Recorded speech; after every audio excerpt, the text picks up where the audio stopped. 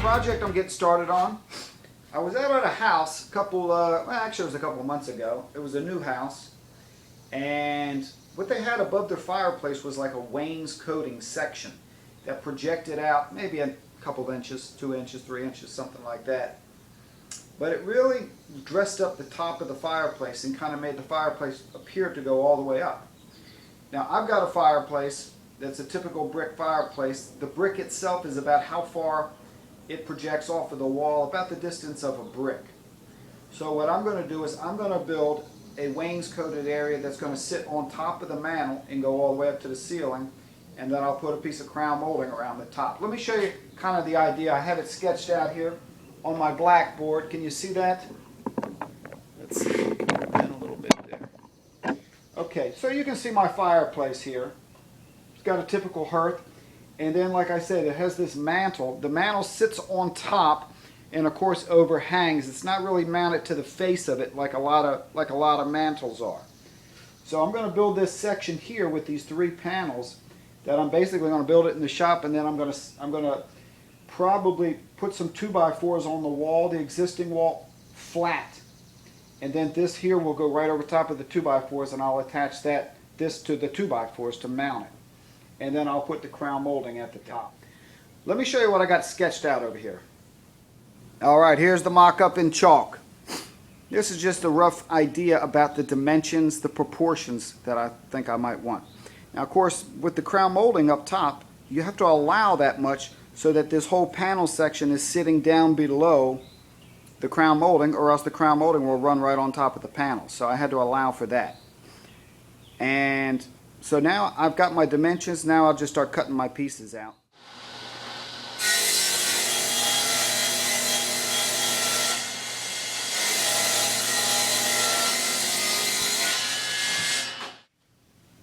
Alright, I've got my top piece cut. I've got my bottom rail cut. I've got 2 for the ends and 2 for the center. Now the center ones are going to be a little bit wider, because when I make that raised panel profile, that'll cut a bead on here, and the center ones are going to get it on 2. So you want to keep the flat area the same dimension, I would think, on the sides and in the middle. So I'm going to allow for that. So I made these just a little bit wider. We'll see how that works out. Alright, we're ready to cut the copes on here. These will be the pieces that go straight up and down. First we got to do the ends, and then we come back with the other profile and do the sides.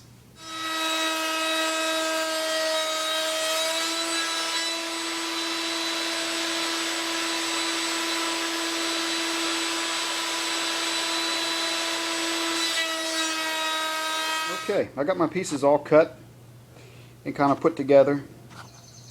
Those center ones can slide left to the right to give me the size panels that I want. So now what I'm going to do is take my measurements for the panel and get started on those.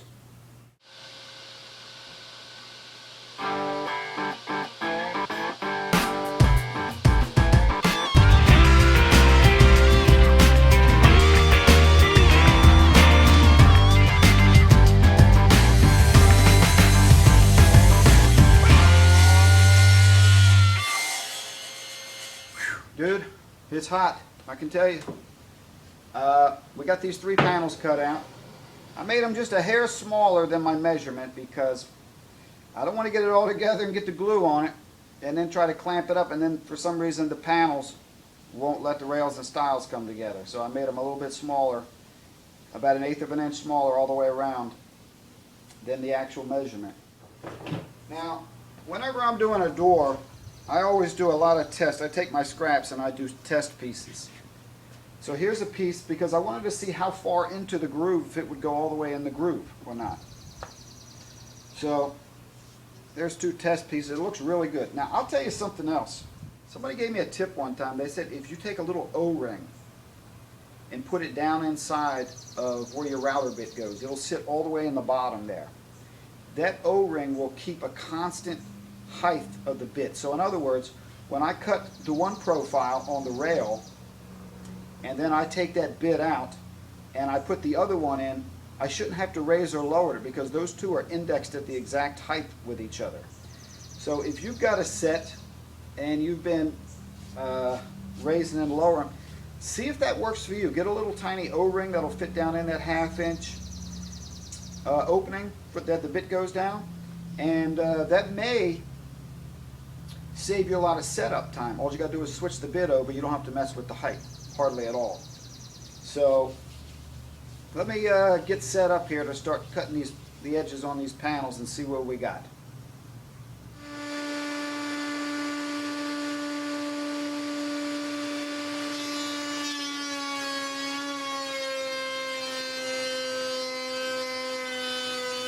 Okay, another day and I'm right back at it. I got all my raised panels cut up, got all the edges on there, and last night I went around and I put some latex paint on here. This morning it was nice and dry and I could sand it out smooth because this is really a kind of a rough edge. A lot of dust, I can tell you. I had to come up with a little dust collection system because it was so much. Typically I don't use a dust collection system. Well, if you consider a broom, that's about usually the extent of my dust collection system. Okay, I thought I'd show you what I came up with for my little dust collection system there. I just put a piece of paneling across those little braces there, drilled a hole in it and stuck my vacuum in there, and that worked real good. So the next step is to try to get all this stuff together in the frame and clamp it up. So let me move on to that.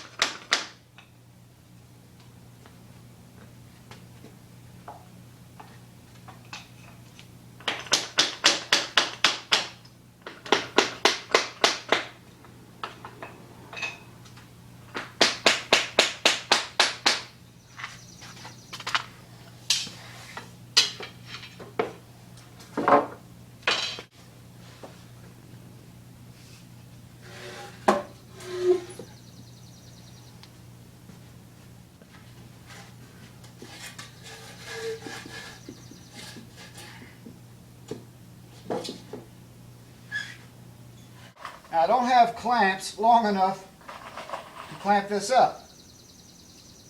And I could, I guess, go out and spend $100 on clamps. But I think what I'm going to do is use the old wedges technique there.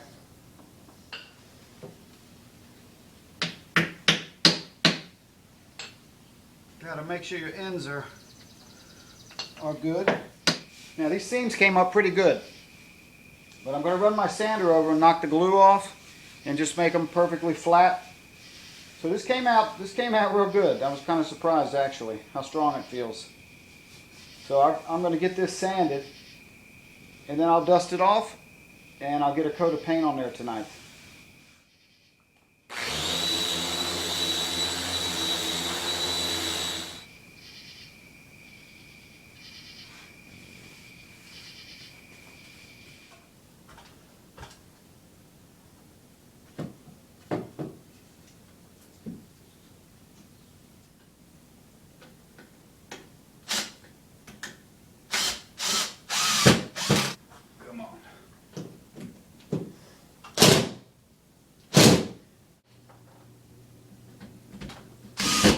Okay, now that the panel's in place, now the only thing really left to do is put a little molding at the bottom and a little bit at the top. Now unfortunately, I shot a little piece of video installing the panel, but somehow it got lost. Not really a big deal. Basically it just sat up in place and got screwed at the top and nailed into the build-up material. So now, really the only tricky part is to getting the new molding to blend in with the existing molding that's at the ceiling. Okay, now the first thing I'm going to do is I'm going to cut it at a 45 on my miter saw like I typically would. Then I'm going to take the coping saw and cut all this excess so it'll get as close as I possibly can. And then from there, I'll scribe it to fit to that existing molding. Now these are similar, but they're not quite the same, so we'll see how this goes. Now the secret here I have found is to start off with a longer piece and get that to fit first, because you may have to cut it several times and it'll get shorter. Once you got the coping done like you like, then you mark it and cut it for length. So we get up here like this here and kind of hold it in place. I open up my scribers here at the widest point, and then I'll come up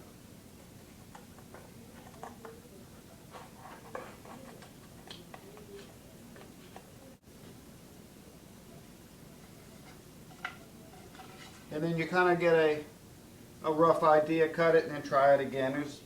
Alright, now it's time to put that last piece of crown molding up there. What I did was I kind of put it all together before I put it up there, and kind of makes it a little bit easier when you have two outside mitered ends like that.